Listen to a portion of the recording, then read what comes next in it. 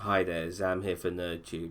I just finished watching The Bad Batch, episode 3, The Replacement, so let's talk about it. This will be a spoiler review.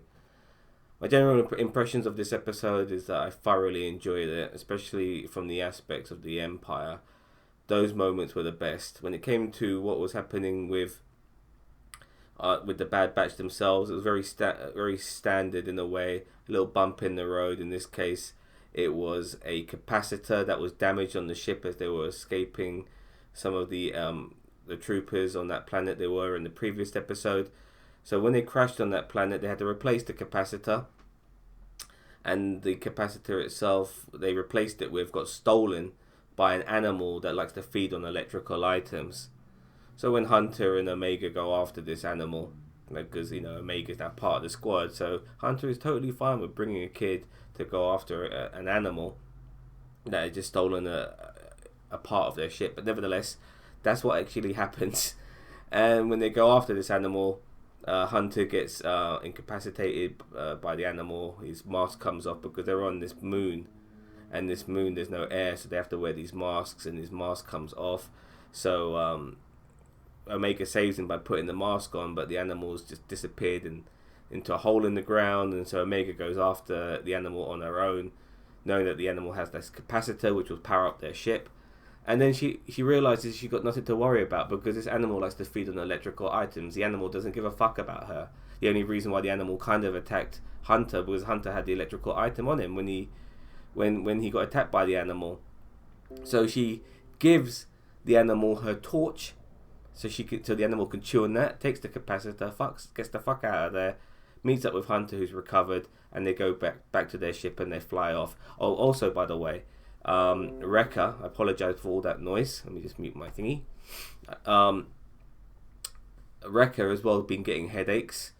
He believed he got the headache when the ship crashed on the moon, but there might be some foreshadowing there. He might be getting that headache because his inhibitor chip might be doing something to his head, which is giving him those headaches.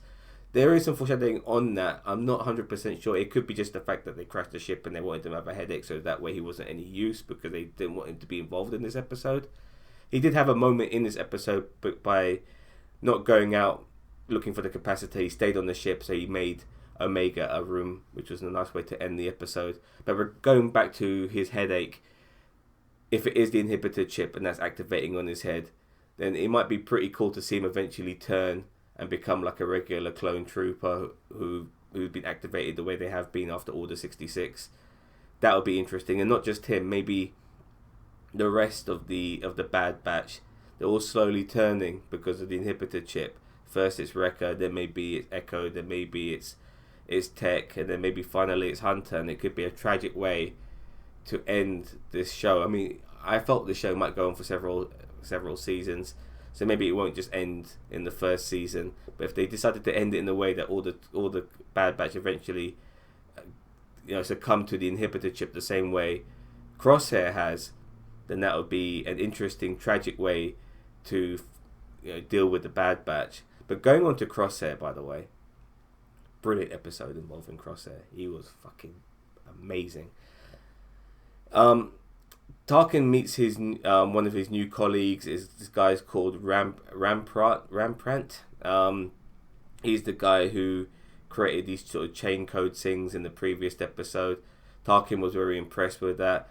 Ramprant wants to also get more regular people involved into the Empire as troopers, not just clones, because clones in a way are programmed to be loyal.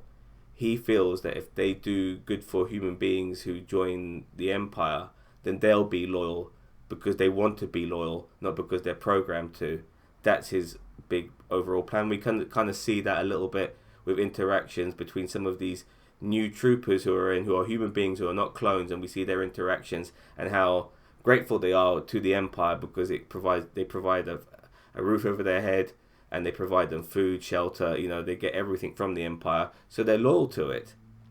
And it's an interesting way to see it from that perspective. Nevertheless, these troopers have to prove themselves. Now, a couple of episodes ago, we saw Sol Guerrera on that planet, and these people are wanted by the Empire.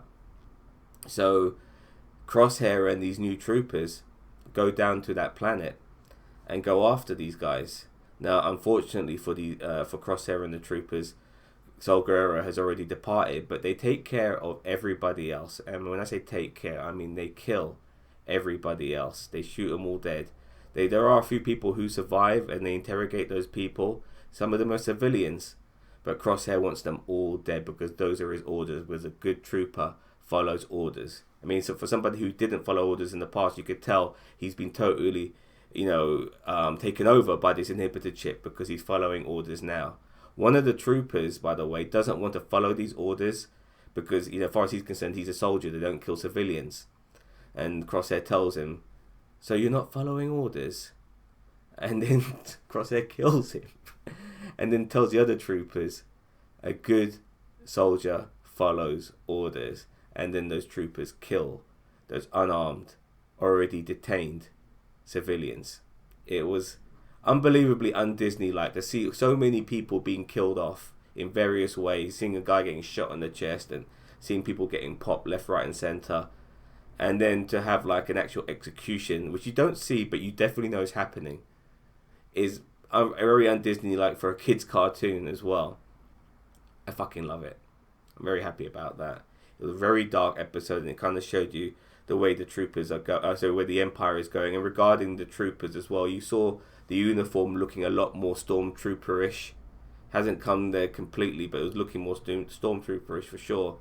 And Tarkin is very impressed by the outcome of these troopers as well as Crosshair, and decides that we definitely going to try and encourage more people to join the Empire, but we'll still keep clones for now until we get more people joining the Empire. And Rampart's fine with that. He wants to make the Empire bigger himself, and so this is obviously foreshadowing what's obviously going to happen with the eventual takeover of human beings as stormtroopers and the end of clones. So this is pretty cool seeing all of these pieces coming into play for what is an obvious future which these guys are living in. Sorry, I'm rambling all over the place. I do apologize, but you know what I'm trying to say. Very cool, very cool. I liked it. It was dark and it made sense, and it was good foreshadowing of stuff that we kind of already know, as well as foreshadowing of stuff that we don't know regarding the Bad Batch, as well as this particular contingent of troopers and Crosshair. I'm interested to see what's going to be happening next. So far, this show still has my interest. It does concern me. There is 16 goddamn episodes overall, but we're 3 episodes in, and so far I'm good. I'm looking forward to the next one. That's my review of Star Wars The Bad Batch. I hope you enjoyed it. Please leave a like. Don't forget to share this, obviously. And if you have anything to comment on this, let me know, and maybe I'll respond to you. I probably will. Thank you very much for watching. Have a nice day. Don't forget to subscribe to NerdTube. Take care. Bye-bye.